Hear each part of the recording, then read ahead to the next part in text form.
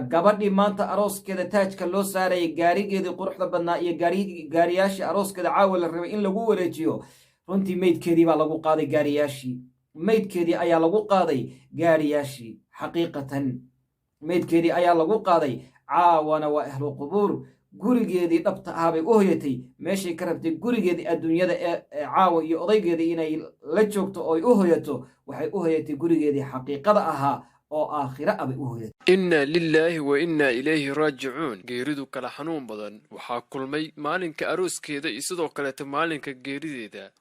gabadhan فاطمة عثمان وحن لنا إنا لله وإنا إليه راجعون إنا لله وإنا إليه راجعون إنا لله وإنا إليه راجعون إن لله ما أخذ وله ما أعطى وكل شيء عنده بأجل مصمى runtii geeri naxdin leh oo aad u naxdin leh weye geeri mar walba dhibaato ayay leedahay waa laga naxaa laakiin geeridani naxdinteedu waxay kaga duwanayd oo baraha bulshada aan maanta uga dareemaysay qof noloshiisii maalinkii uu farxaddii ugu badnayd rabay inuu qaato ilaahay tiisii ku timid oo ka geeriyooday oo laga hormariyey geeridiisii kasoo hormartay. faadimo cismaan waxay maanta u diyaarsanayd oo bisha January ay ahayd 15 2022 waxay diyaar u ahayd maanta meherkeedu inuu dhaco oo magaalada Hargeysa ka dhaco odayaashii salaatiintii madaxdii oo dhan ba isugu timid ninkeedii baa diyaar ahaa ilaa shalay waxay qaban qaabinaysay arooskeedii iyo hawlaheedii bay ku jirtay sida abtigeed uu inooga waramay. gabadhaas waxaa ku dhacay musiibo ama geeri xanuun kulul ayaa ku dhacday shalay galabtii ama xilli dambe ayaa waxaa ku soo booday xanuun dhinac dhan uu qalalay dhakhtarka loola orday dhakhtarka haddii loola orday dhiig baa wuxuu kaga fakaday maskaxda dhiigii markuu kaga fakaday maskaxda waxaa laga yaabaa aad inay walbahaartay adiga waxa weeye malakul mawdkeedii baa kusoo xaadiray gabadhii waxaa dhacay inay ay saakaba naf baxdo oo wufuudii ka qaybgeli lahayd maanta arooskeeda ee rabay inay arooska maanta ka damaashaadaan oo gabadha lagu bixiyo sida dhaqanka Soomaalidu ahaa inay maanta askeedii kulligood isugu imaadeen.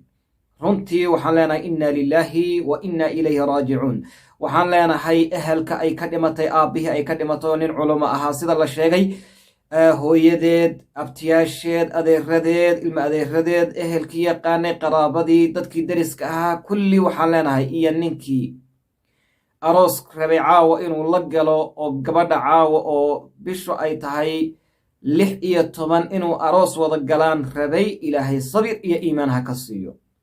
waxaad ogaataan walaalayaal meeshan waxaa ku sugan cibra qaadasho runtii ayaa ku sugan cibra qaadasho ayaa ku sugan inagu waxaan rabnaa inaan guryo dhisno inaan hanti yeelano inaan business samayno inaan aroos galno inaan ilmo dhalno inaan maaragtay wax barano waxyaabahaas oo dhan baa inoo qorshaysan ilaahayna qorshihiisu meel buu yaalaayo waxa weeyaan lagala tashan maayo markii ilaahay kuugu talagalay iyo saacadu ilaahay kuugu talagalay ayaad geeriyoonaysaa inaga waana inoogu sugano runtii kolku qofku ugu rajo badan yahay ee uu isleeyahay xayaato iyo nolol cusub iyo nolol horle baad gelaysaa waad waaraysaa waa marka uu ugu farxad badan yahay adduunyadan ugu jecel yahay waa marka uu aroos gelayo ama uu reerkiisa dhisanayo reer xalaala uu dhisanayo laakiin in lagu soo jira miyaad garanaysaa waa maya gabadhaasi shalay arooskeeda ayadaa qaban qaaminaysay su abtigeed noo sheegay bal dhagayso abtigeed.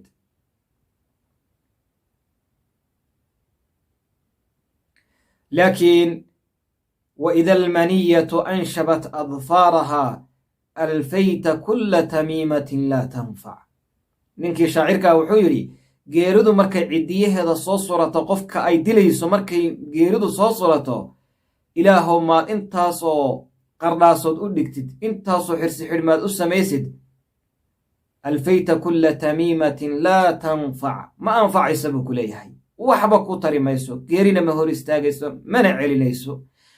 ilaahay waxaan leenahay gabadha walaasheen ah ee xilligii adduunka ugu macaanaa rabtay inay gasho ilaahay waxaan ka baryaynaa arooskay rabtay inay gasho caawa oo 16 ay tahay bishu maanta oo 15 ana meherkeedu inuu ka dhaco magaalada Hargeysa ay rabtay ilaahay waxaan uga baryaynaa inuu aroos qurux badan oo ka khayr badan uga dhigo qabrigeeda iyo iilkeeda inuu uga dhigo. adduunyadu waa un sidaa, wixii ay adduunye hamhaamanaysay, wixii laga yaaba nolol qurux badan iyo ilmo inay dhashay ay hamhaamanaysay ama ay u hanqaltaagaysay, maanta wakaas.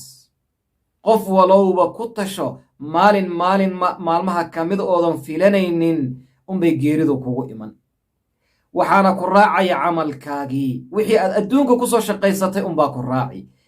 walla inayna ku raacaynin wax dad kuu sameeyeen ku raaci mayso, ammaan laguu sameeye ku raaci mayso. waxaa kaa raaci qayd cad baa kaa raaci. ilkaa yaree mitirka ah ama dhowrka mitir, 2 mitir ah unbaa lagu gelin oo lagu dhigi, waana lagaaga soo dareeri adoo marada yaree qaydkaee cad ku dhex jira. waxaa marka la rabaa ama aroos u diyaar garow, ama ganacsi u diyaar garow, ama waxbarasho u diyaar garow, ama waxaa doonta adduunka adiga qalbigaaga ha ku jira. maxaa lagaa rabaa? mar walba geerida xasuusnow.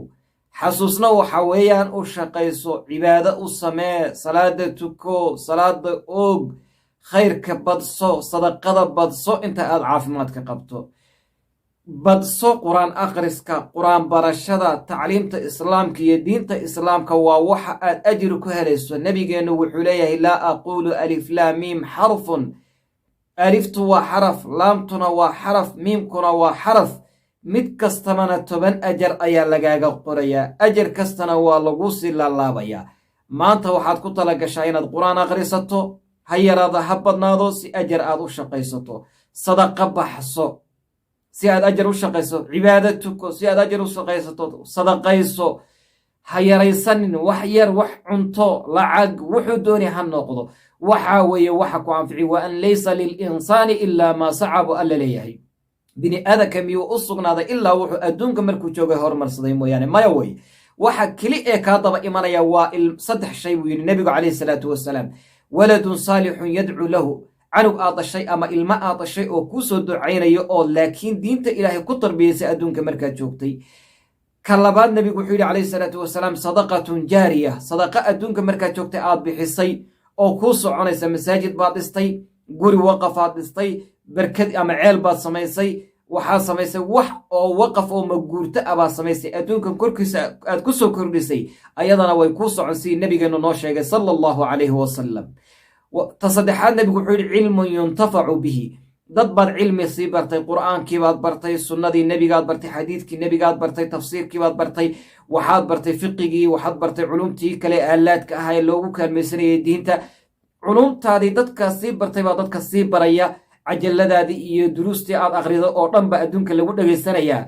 raxmatullaahi calayhi, sida sheekh cumar faaruuq raxmatullaahi calayhi iyo shariif cabdinuur iyo rag lamid ah, sheekh axmed macallin iyo culummo fara badan say ka mid yihiin oo soomaaliyeed iyo kuwo kaloo caalam alislaami aba. waxaa shaki ku jirin taana nebigu wuxuu yidhi way kuu soconaysaa oo ajarkaagii iyo darajaadkaagii haddaad janno gasha ayay kor usii qaadaysaa, haddaadan gelinna ilaahay jannada iyuu kugu geenayaa subxaanahu wa tacaala. haddaba maxaa laynaga rabaa? intaa yaraynu adduunka joogna, intaa unbaynu ishubnaa inaynu adduunka joogna. walaalayaal, aan shaqaysanno.